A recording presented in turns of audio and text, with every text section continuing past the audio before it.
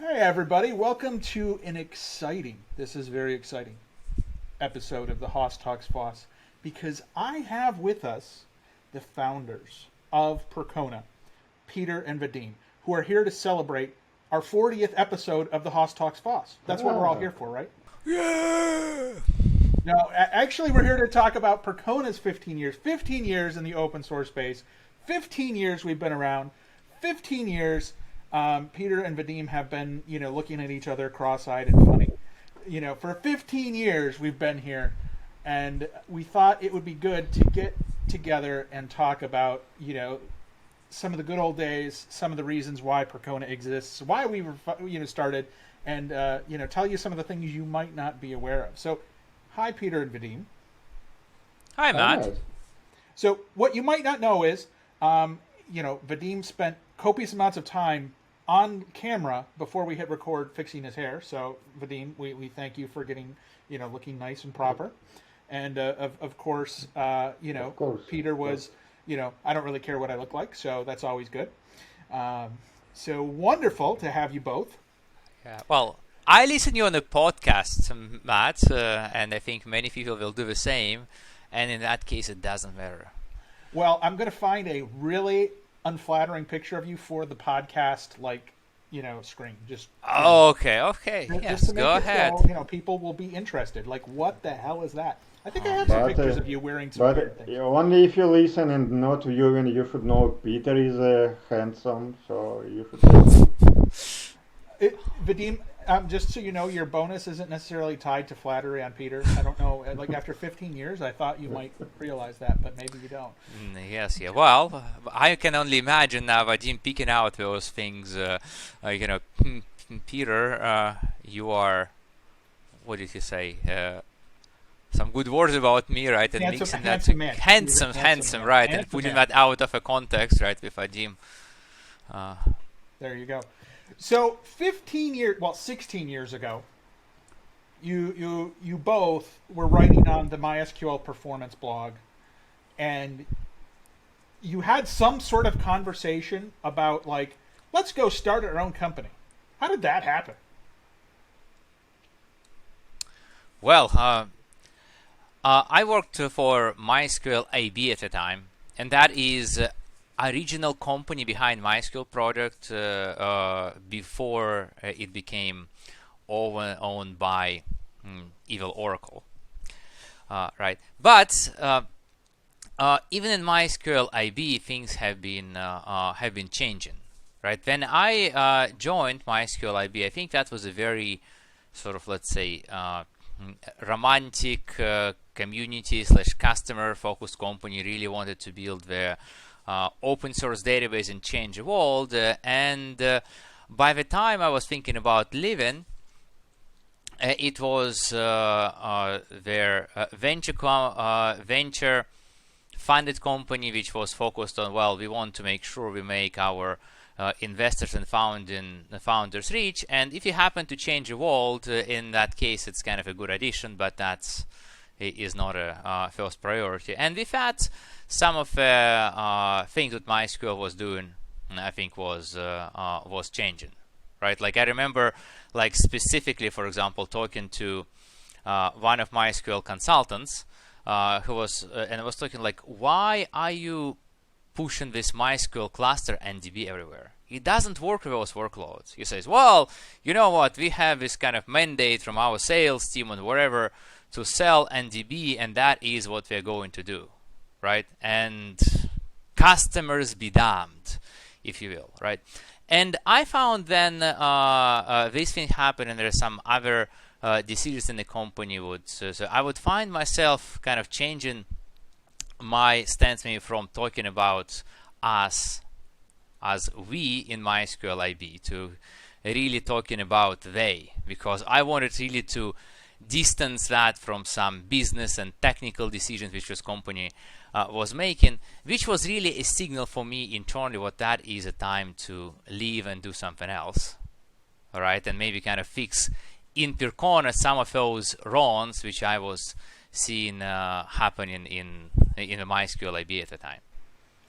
So as that was happening, Vadim, when Peter brought these things up to you, what were you like? What did you say? Well, for me it was much simpler. Actually, yeah, I think I don't remember exactly what meeting it was. Maybe it was internal MySQL meeting, a company meeting, or it was some conference. And yeah, we shared the same room with Peter, and Peter like, hey, well, why don't we start a new company? Well, and yeah, okay, why not? Yeah, let's do it. So, somehow, for those who don't know Vadim, just him saying like, why not? Just seems to fit his personality. Like, he's a very go with the flow person. So you'll hear him say like, okay, a lot. We do have an internal drinking game. Every time Vadim says okay, we have to take a drink. Unfortunately, we're filled with drunks now at Percona because of that. But that's okay. On more serious note, I was a performance engineer at the time at MySQL, and I work a lot with MySQL performance. And maybe at that time I was still young and naive and did not share all that customer venture capital thing. But what I saw on performance side, MySQL could use at the time some performance improvements, but that really did not kind of touch did not raise interest from that time MySQL engineering and services team. So it was kind of also internal motivation to improve MySQL and to help get a better experience with MySQL. Well, and let me add some history context here, which I think is kind of very relevant. Shortly before we left, right, I think maybe kind of a year or so before, Oracle bought InnoDB, right? And as we well know now, right, InnoDB was actually their best engine in MySQL, and frankly, where a lot of MySQL value came from. And MySQL management team at the same like say, oh my gosh, now our worst competitor owns one of the most valuable things of our value proposition in InnoDB, right? And instead of focusing on what the customer wanted, is making InnoDB better, MySQL at the time took decision is kind of to put InnoDB sort of on ice and just make sure there is no improvements in that, and try to kind of de-emphasize storage engines and say, well, we'll have many storage engines and InnoDB will be just one of them, right? If somebody mentions the Falcon project, right, which was supposed to be a storage engine which will be much better than InnoDB, right? There was a dance with PBXT as a storage engine, also Solid Engine, which was owned by IBM, right? And there was a lot of those kind of stuff where there was this kind of internal enterprise politics, kind of to showcase a better face to investors rather than focus on what MySQL customers really wanted, which is MySQL and InnoDB to work very well together. Yeah, and I think that that time frame was very interesting because that was kind of at the advent of when MySQL's popularity was starting to really rapidly grow as well, and so you had a lot of companies who just didn't have, they were running MySQL for big performance, and they just couldn't achieve the performance that they needed. Yes, so I think from technology landscape, right, a lot of companies which were maybe started a little bit before that, think about like a Facebook and Twitter, they have been reaching a hyperscale and they needed their database to be very efficient, right, especially on the new hardware which was coming up. And remember, around that time, which have a change from the CPUs becoming faster to CPUs becoming wider. You wouldn't get much faster cores, but you need to work on those like a 4, 8, 16, 32 cores better. And that in any software, frankly, right, requires some architecture changes, which just wasn't done in InnoDB again, because InnoDB was supposed to be kind of crappy storage engine, which was supposed to be then replaced by the Glory Falcon. or Yeah, some and other yeah, storage engine? that was one of my striking stories. Again, I was performance engineer, work a lot of performance evaluation, and at that time, like brand new Intel 4-core CPU, 4 cores was like top notch. And you know what happened? On 4 CPUs, InnoDB actually was slower than on 2 CPUs Intel. And it just was like, you know, very striking point for me that something is wrong here.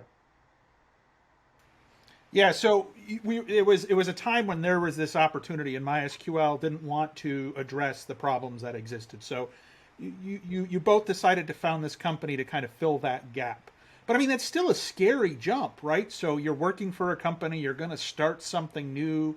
I mean, how did you go about building that reputation and becoming the Percona we know today? Like, what was that initial year? What did that look like?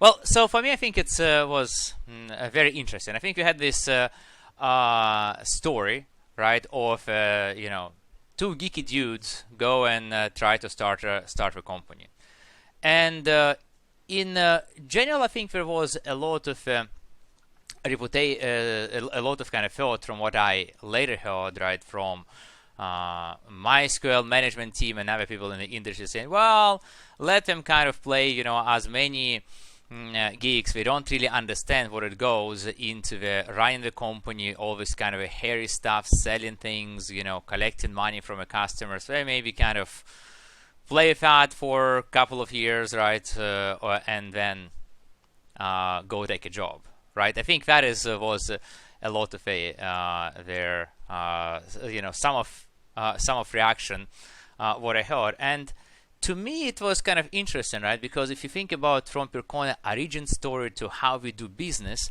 it is 15 years of proving all those people which said that Percona could never ever possibly work wrong.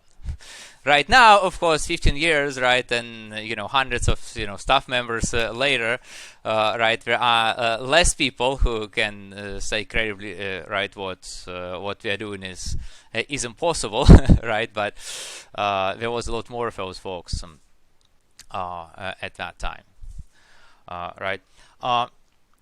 And how we started the company, if you will, right? Our idea was really to see how we can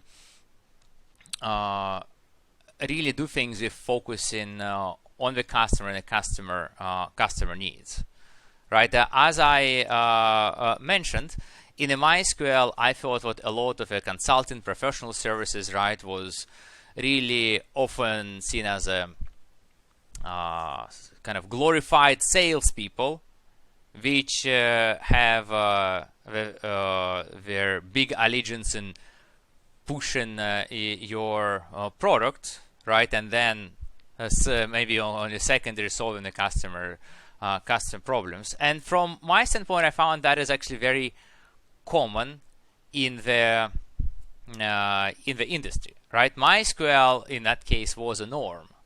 What we were trying to do is saying, hey, you know what, we are really going to act as as law is required to act by law, right? It's kind of put your needs aside and really be sort of fiduciary, right, for the customer that we're working with, right? And that was really, I think, the main value we focused on when we started the company, right? To really Well, act and in a I think it company interest. worth to recall that we initially started as consulting company. That we found that customers, or more likely actually interesting customers, were found in us. I think first, well, now frankly I don't remember, but let's say 2, 3, 4 years, we did not have actually sales team on staff. Customers were coming to us, and I think he actually even building queue for us to come to them. That's And right. again, if you look in Percona, that's a little quiz we have. What Percona stands for, it originates from performance consulting. So initially our roots were consulting, where we would come to customers, fix problems, and help them to get better experience with MySQL. Yeah. Well, and I think what is interesting even more with that, right? Initially at Percona, we were really telling folks, hey, you know what, you should not buy support. Instead, we at Percona would offer you emergency consulting. Then at some little premium, you could call us essentially 24/7 and get your problem solved. And especially with startup companies, they found that to be immensely attractive. And I think for us, it also was kind of very interesting, right? Because you can really be a hero. Remember, somebody website being down, they call you, right? And you just wake up in the middle of the night, you log into somebody's servers, and boom, 2 hours later, right, or 15 minutes later, whatever it is, they're up and running again, and they're so happy you saved their bacon, and you feel yourself as a hero, right? There is a lot of, I would say, like adrenaline in that business, which I think for some folks is really excited, right? Especially at a certain stage in life. Yeah, I mean, I think that, I remember back in those days because I started pretty early. I think I was here before we actually had sales as well. And we had to do a lot of our own selling, right? Like somebody would call and you'd have to get them to the credit card page, to put in the credit card, or, you would have to do different things. So it was definitely a small company and that small company mentality early on. But you're right. It was a lot of people who just came word of mouth, and that was a very disruptive model, but it was really a very, very similar model to pay what you need, right? It's that consumption-based model that currently exists in the cloud. Yeah, absolutely. It's just, for performance tuning and help. And Matt, oh, sorry. Oh, go ahead. Finish up. So, even in addition not having a sales team or not having a marketing team, we didn't have our website for a long while. Right, so if you for first quite a while, we just had this MySQL performance blog, and we made this link. We do MySQL consulting, and put it in red, and that actually was good enough for us to get more work than we ever need. Right. Well, Matt, maybe you can look up, again, we should probably have prepared it, but maybe you can look up our first, design of a MySQL performance block. Which I mean, you can do it on the web archive, I think. Personally, WordPress theme, Box and Goldie, we're very... Yes, yeah, and I mean, I think that's something that's interesting. When you look back there, you say like it is... definitely different than what the expectations are today, right? You've got, something that is very different. It looks different. It's not even close to the same thing. It's very, very here. And I just pulled it up, and let me go ahead and I will share my screen. We'll just do this live because that's how we roll. Look at this. Here it is in all of its glory.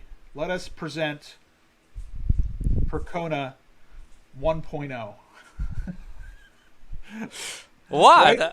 I mean, yeah, that's yeah. So this is what the company was built on over the years, and you can go back and you can see that even like into, let's say, 2008. Let's see, this is loading. Hey, look, 2008, it's here, but now we've got call now for emergency. We've got a button up at the top. So, and we do MySQL consulting. Like that's what I'm saying. Yeah, that's the red So button which appeared. And, yep, that actually went to the Percona.com services page. So this was actually after. Oh, look at that. That doesn't even load right because it is that old. But yes, so there you go. That is the initial website. Back in the day when you look at that, you see this website, you two both had to spend a lot of time doing the consulting yourself. This was not like you didn't have a team of consultants. This was you both just going out and doing work? Well, that's right. I would say even kind of this, right? So one of the reasons, like why I approach Vadim about starting a company together, is because Vadim is really really smart, and he can also do like about anything. He can figure things out. So in the early days of Percona, it would be me doing my talking, right? And then I would turn to Vadim and say, Vadim, you know, I just promised this thing, right? And he would just figure it out and do it. And at that point, I think Vadim's English was not so great, right? So that's kind of worked, I think, very well for both of us. But you went and you did a lot of work for a lot of big companies. Maybe you don't have to tell us names, but there's got to be one or two stories that it's like this was a weird thing. It was an unusual situation, or it's something that was really kind of stands out from those first couple years. Okay, Vadim, do you remember something? No, I'm trying to recall about weird thing. You know, It doesn't have to be nothing. weird, Vadim. You're more on the straight and narrow. I'll tell you something. So I go to one of the companies, right? And we have this like a conversation about MySQL performance, right? And they say, well, you know what? We actually figured how to make sure that the MySQL to make it run fast. In a way, let's say, at least how our developers understand that. We have just 3 basic rules. And say, oh, wow, that is interesting. 3 basic rules, what are they? And they tell me it is no joins, no joins, no joins. That was a very amusing. And if you figure, in this case, that is really before technologies like Redis, right, or MongoDB really became popular, right? And they found out that using MySQL basically as sort of glorified key value store, right, and a little bit more than that, it gives you a very uniform performance profile, but of course you lose a lot on. Well, if you're going to do that, you might as well use NDB, and then you'll get great performance, right? Yeah, but that was an interesting one. Do you want, Vadim? Do you remember something? No, nothing comes to my mind. Okay. Let me So go now. all those were so boring, Vadim, you just don't even remember any of them. Yeah, like Peter said, I just was sitting hours and hours fixing customers' problems, and Peter was talking to customers and explaining. Well, I think there's a bunch of an interesting data recovery. Don't bring up data recovery. That's such a painful memory. Yeah, it's very painful, but would be very interesting to see what kind of misconceptions people have about why they justify not having the proper backups, right? Like, I remember a story about backup, so okay, but you now remember. So. Yeah. Okay, go for it. I go for it. Okay, so I work with the customers, and at that time they had 4 terabytes of data. At the time that was huge, 4 terabytes of data in MySQL. And every so often they deleted the data they needed. And we had to go and somehow recovery MySQL bring instance back to life. And every time I spoke with them to need to have backup.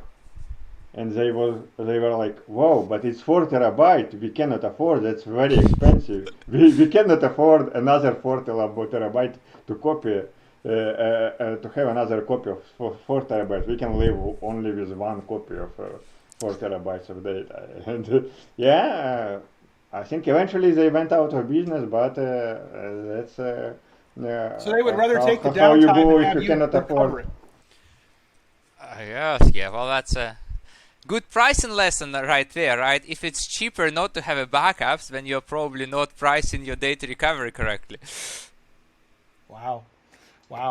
Yeah, and I mean those are always great to hear those technical war stories. But coming from the technical world, both of you, I'm sure that starting the business early on, when it was just a couple of you, was straightforward. But as time went on, then all of a sudden you have to get involved in stuff that you don't really, don't have the background in, right? Like, so you mentioned sales, you mentioned marketing, you mentioned like these different, areas. All of a sudden, as Percona grows as a company, as a technical co-founder, both of you, what were some of those surprising things that you're like, this just doesn't make sense and I don't understand? Like, Well, let me start with a funny story, right? And like a lot of people know, right? I do not like the bureaucracy, and I consider a lot of things bureaucracy. So one of the things you need when you want to sell stuff, right, is your customers expect some sort of contract, right? I went actually to Jeremy Cole, who ran another consulting company, Proven Scaling, at the time, and asked him, "Hey, Jeremy, would you mind sharing your contract so I don't have to write one?" So he graciously shared one with me, and I just replaced Proven Scaling with Percona, right? And also because the company, the first Percona company was incorporated in London, right? There's another long story why. I would just replace that with laws of United Kingdom instead of state of Delaware. And everybody was fine with that until I went to sign a contract with, was it like a BBC or some big corporation? And their lawyer responds to me and say, well, in your contract, you say there is law of United Kingdom, but we don't have laws of United Kingdom. We have the roles of either English laws and Scottish laws are different. So which one do you prefer? Right? I say, oh, that is so freakishly lame, right? In this case, probably. But yeah, well, in the end, they probably like accepted us as people who may not really understand much of the law, but can be good in getting the technical stuff done, and we continue business. So over the years, I'm sure that there have been a lot of those. But as you hear other people who, people who are starting businesses, maybe they're starting open source projects that they want to turn into a business. What are those early days suggestions for you, that you would give them? Like, what advice would you provide? Like, what would you say to them? Hey, you're starting off. Make sure you do these 3 things, or that you try to focus here. What would be your advice? Well, I think for Percona, we have to understand the tremendous amount of luck we had at that time, right? Because, as you mentioned, the MySQL was growing very rapidly. We also actually started at the time with the MySQL AB, which would be like a primary vendor, was doing a lot of stupid things. It was kind of ranging from not making InnoDB as good as it was to, for example, they would start to require to have a support contract in order to get consulting. So if you don't want support contract but want to get consulting, then you go to companies like Percona and we welcome you with open hands. Right? Then you had the luck of MySQL being acquired by Sun, and then Sun acquired by Oracle, which had a lot of those while this kind of digestion process completed, there was a lot of I think like a chaos, right, and stuff, right, which really allowed Percona to grow very successfully, right? So I want in this case is kind of like a right product, right time. In this case, was very important for us, and I think we never should. And again, worth to remember, MySQL as product and the source code was already popular at the time. It was crazy popular. If to start totally from scratch, I think that's very hard offering.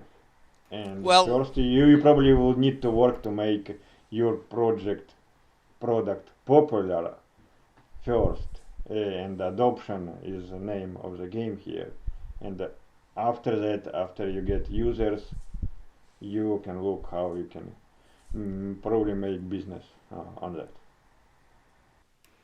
Yeah, and I think just to add maybe to what Vadim is saying, if you think about Percona, we have unique experience and unique business, right? Because we have not tried to start some database technology from the ground up, right? We started by making MySQL better, and then continued with making MongoDB better, and now Postgres better, right? But we do stand on the shoulders of a giant, so there is an existing community, right? And really serving that community needs was very important for us to get Percona on the map, right? And we get a lot of business through a word of mouth, right? As I think you already mentioned.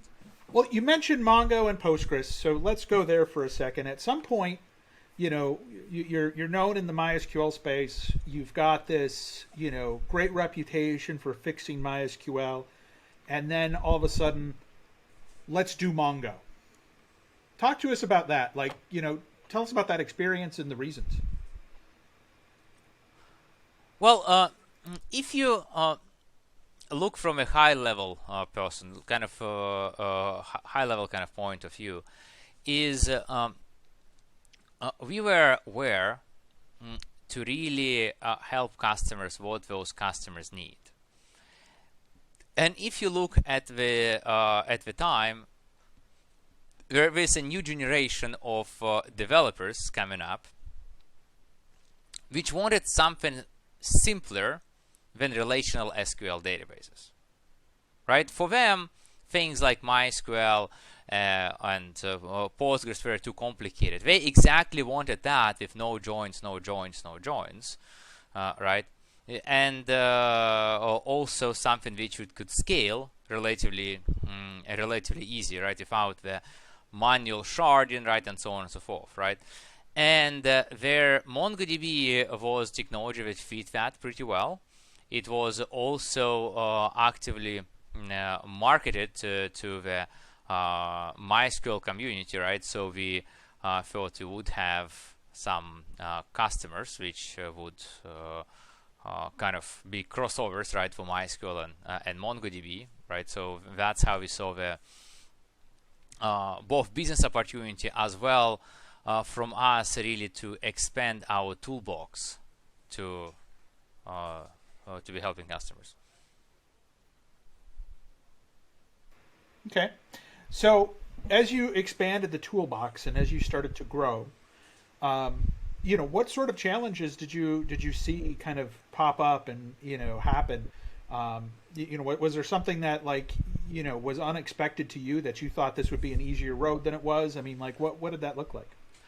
Well, yes. I mean, I think of what we kind of thought maybe about MongoDB ecosystem as too similar to MySQL ecosystem, right? And it was very different in the end. I think what is interesting about MySQL, and kind of renting that from maybe from an early stage romantic roots, is MySQL really was always empowering community, but not really trying to control it too much. Right? There was, for example, a lot of MySQL independent meetups. MySQL conference, right, was always something where a lot of companies was involved, right? You would see even kind of a lot of free-spirited discussion inside the company meeting, right? And you also work with MySQL IB. You remember how somebody could say to our CEO Martin Mikas, like, Martin, that is kind of a stupidest thing I ever heard, right? And kind of still keep the job. MongoDB, I think it was always a good reference to that I heard as a reluctant open source company, right? And you can see that even as they went to IPO, they, for example, do not talk so much about the open source, but saying, well, we use this kind of a freemium model and it's called open source, right? But actually we are proprietary software company, as any others, right? Or the claims by MongoDB CEO would say, well, we didn't really open source MongoDB to get help, right, and co-create it with our community. No, we just open source that because that's how you get more users, right? There was also a lot of changes in the community aspect. Like, for example, or majority of the MongoDB user groups have been MongoDB controlled, right? And they would not let us to participate. Or MongoDB conference, well, Percona is not welcome because we just wanted to have a very clear message, right? Even there have been some third-party, let's say, MongoDB-focused newsletter where we would sponsor it once, but then hear from them and say, well, you know what? Our biggest sponsor is MongoDB, and they told that if we ever let you to sponsor this newsletter, we'll pull the sponsorship, right? So MongoDB would use a lot of that kind of very heavy-handed, anti-competitive approaches, right? I think MongoDB is more Oracle than Oracle, right? I mean, in terms of using that kind of heavy-weighted techniques. Not just that, it was also very interesting is what, from what I know, the MongoDB would have a heavy anti-compete in employment agreement, and from what I heard, they would pursue that aggressively. So there are people who leave MySQL IB, right, often would stay in MySQL ecosystem, right, and work in variety of roles. In MongoDB case, they often would go and work on entirely something else, just not to deal with that, right, which had been restricting hires, right? So that have been a lot of, I would say, the heavy wins in the MongoDB space. Well, and not to forget the biggest elephant we have, this license change. I think MongoDB started this big wave of license, open source licensing games, namely to change the license from AGPL to SSPL license. That's right. That was not at the time of early MongoDB development, but yes. I mean, I think that is where we're finding ourselves in kind of an interesting pickle, because we are about real open source, but yet we have a product which had to change the license to SSPL, which is not open source license, which is source available. And frankly, if we would make that decision right now, we would not have gone to MongoDB. But now we have the many hundreds and thousands of people in customers and community who rely on Percona products for MongoDB and Percona commercial services for MongoDB. So despite MongoDB ditching the open source world, we are continuing with our having MongoDB in our portfolio. Okay. So you look back over 15 years. It's a long time. Certainly, there have been people who have influenced you and had, a great influence on Percona's success, whether they're people we've hired or people who you've just met in the community. So when you look back at 15 years, maybe give us some names. Tell us who has really, maybe inspired you or helped establish what we are today. What are those hidden contributions that people might not be aware of? Do you want to name some names, Vadim? Well, I think we absolutely should mention, we already said Baron Schwartz. Baron, I think, helped us a lot to move Percona and Percona name. And also we use tools developed originally by Baron. It was MathKit. Now it's named the Percona Toolkit. So I think we absolutely should recognize Baron Schwartz as one of and the book he wrote a very large portion of high performance MySQL. Baron, we should recognize, was a primary driver of that high performance MySQL book. I mean, if you from my standpoint, right? Like one thing I want to recognize where Michael Videnius Manti, the MySQL founder, right, who was a big inspiration, kind of an mentor for me. I think we're kind of a little bit on the different sides of sort of like a competing companies right now, but I think we still, meet in chat, and he is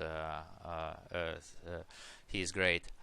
Another on the business side, I would mention Paul Vallet, that is the CEO of Pifian, and I was very impressed how open he was in this case. Like I remember, well, when Percona started, he actually tried to hire me to run the MySQL sort of like an open source database group, right, in Pifian, where I say, hey, I just go to do myself, right?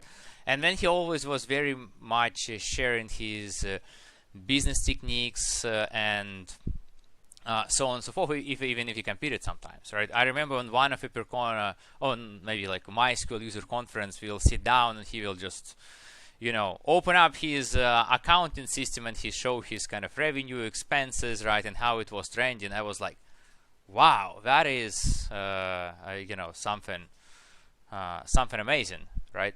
And I remember he was telling to me things like, well, you know what, like the world is big. If you think about Percona and Pifian, we don't really compete with each other too much, right? Like we mostly compete with, like a big consulting companies, right, or MySQL or Oracle, wherever, right? And I think that taught me a lot about, like, especially if you speak about like different smaller organizations, it's much better for, you probably don't compete that much, right? You should really see how you can work together. And another thing what I liked from him, which was kind of very inspirational for me, is saying, well, you know what, in the end, I like to see the business as a game, right? Let's say if you would play soccer together, right? Like I will try to beat you on the field very hard, but as we kind of end the game, we can all go play beers together, right? And maybe even give each other some coaching about how to play the game better, right? So I think that was a lot of this kind of a business inspiration towards openness and supporting other players in the ecosystem, right? Even if they're kind of somewhat compete with you. Well, Peter mentioned on business side. I probably would like to mention on the technical side, and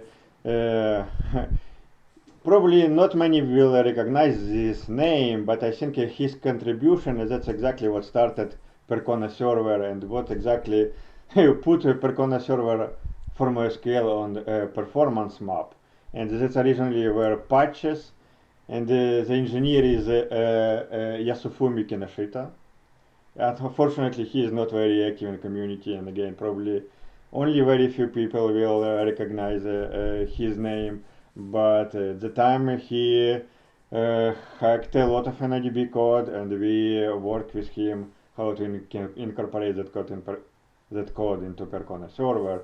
And that's, in my opinion, what kick-started all our software efforts in Percona and originated Percona server for MySQL. Okay.